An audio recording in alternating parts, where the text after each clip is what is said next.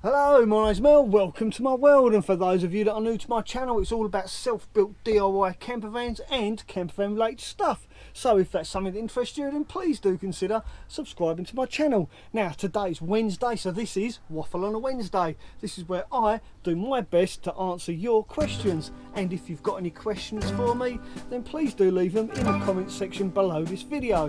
Right, let's go.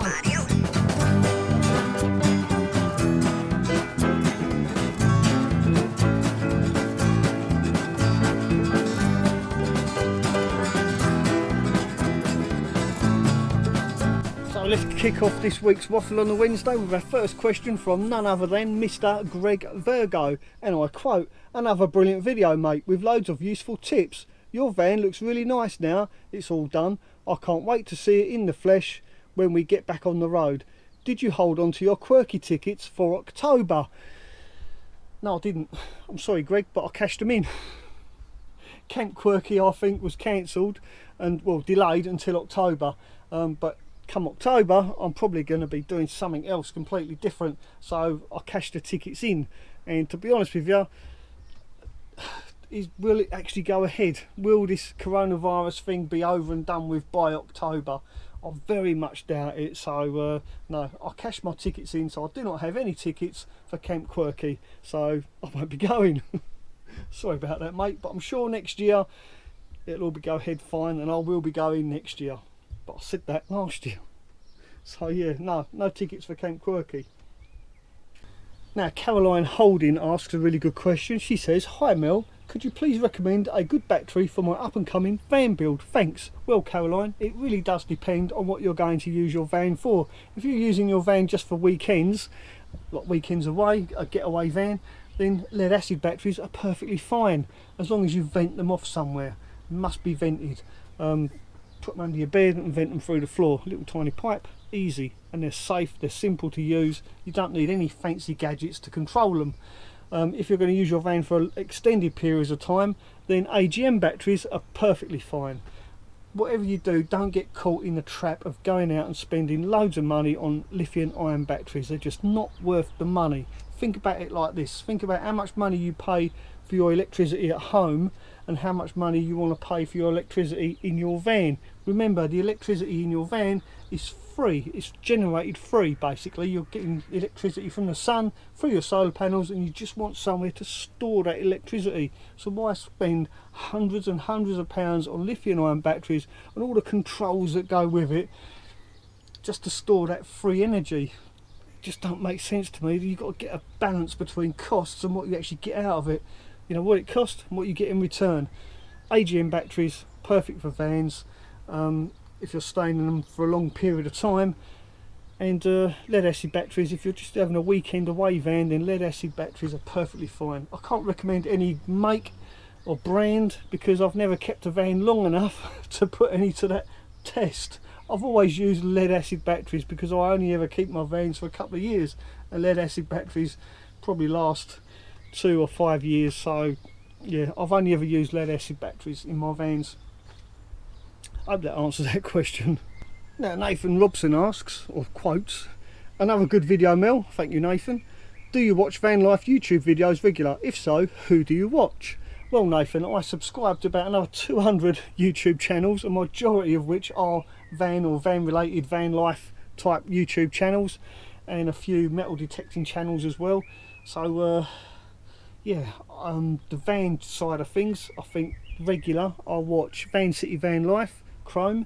There's a guy in Canada, I think he's in Canada, driving around, he makes daily videos. How he makes daily videos is beyond me. He really does grind hard. So if you haven't heard of him, go check him out.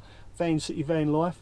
A couple of channels I've started watching in regular, apart from Greg Virgoe and Indie projects. I mean, everyone watches those, right? Is Max and Lee. Max gave me a shout out recently. Max is building a camper van out in Australia, and Australia is somewhere that's quite close to my heart because I've got family and friends there and I've spent a lot of time there, so I'm quite looking forward to watching Max and how he builds his van in Australia compared to how we build our vans in the UK. And also I'm looking forward to watching Max drive his van around Australia, so that's be quite interesting because it's something that is close to my heart, like I say. And another channel I've started watching in regular is Eamon and Bex, because they've started building out a van as well, and I'm interested in how other people build vans. Obviously I'm still learning as well. It doesn't matter how long you do this, how many vans you've built, and I've built a few, I'm still learning stuff all the time. So yeah, they're the channels I kind of watch. I've started watching regular. It's 3 main channels. That's Van City Van Life, Max and Lee, and Eamon and Bex, amongst many others. Now Mr Nugget left a comment on my Unistrut awning rail video. Hi Mel, is this for DVA classification, as I've noticed you're following the guidelines set down by the DVLA to reclassify your van as a camper? Words along those lines. It's a big long question, but that's basically what he's asking. Yes, I am. I am going to try and attempt to register my van with the DVLA as a camper van, hence the awning rail, and I will be fitting an awning as well later on. When I take the photos of the van, I'll put an awning up against the van as well to try and prove the point that that awning rail is going to be used. So yeah, I will be trying to register this van with the DVLA as a camper van. And another DVLA related question comes from Alistair Wilkinson's. Can't wait to see what camper van style graphics you're going to go with to keep the DVLA satisfied while remaining kind of stealthy. Well Alistair, all I can say is my van is starting to resemble a horse box. So yeah, stay tuned and you'll see exactly what I mean. Anthony at Hopewell asks, and this concerns my awning rail video as well. Hi Mel, can I ask what that white mast is on your roof? Is it a TV aerial? If so, how do I get to buy one? Cheers mate, Anthony. Well Anthony, I'll put a link in the description of this video on where you can get that TV aerial from. It's a little stumpy aerial, and I'll tell you what, they're fantastic. Highly recommend them, and I'll put a link in the description just for you. Alan Horbury says, or asks, did you make the Unistrut roof rack yourself? Is there a video for it? Yes there is Alan. I'll put a link to that video up here on how I made my Unistrut roof rack. Enjoy. Now Mike B literally today has just asked me, interested in that iCar Pro you have. Do you know if it works on a Nissan NV200? Is it on there? Well Mike, let me show you. I've got it set up here. I've got it plugged into my got it plugged into my Sprinter just to power it up, and you can clearly see Nissan. Now this is kind of generic, it covers all of Nissan. So if I press enter, it should come up with scan or smart scan. Oh no, it says version.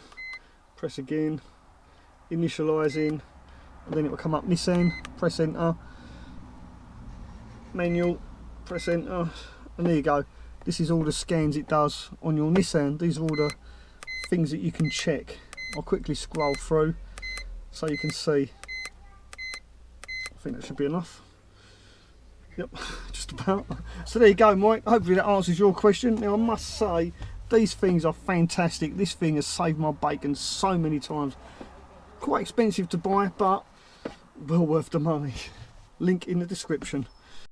Now we'll end on a lighter note, shall we? Peter Morning says, blimey Mel, talk about hashtag clickbait, only tuned in to watch you fall off your ladder. Well thank you Peter. You and a lot of other people, according to my YouTube analytics, apparently 80% more views than normal, and people watched it 100% more longer than normal as well. So all I can gather from that is a lot of people out there wanting to watch me fall off my ladder. Thank you very much, that's very nice of you. That's very reassuring. Unbelievable. Anyway, there you go. If you like this video, please do give me the thumbs up, and don't forget, if you're new to my channel, please do consider subscribing, and by subscribing to my channel you help me save the local wildlife. I've got 2 cats and they're both hungry. Thanks for watching. Ta-ra for now. So the first question this week is from none other than the man himself, Mr. Greg Virgoe, and I quote, another brilliant video mate with loads of useful tips. Your van looks really nice now, it looks better than mine. Unistrut foul video, not Unistrut.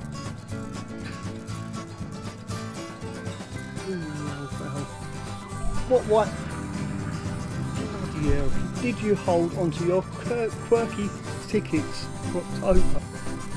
So the quest. Hello!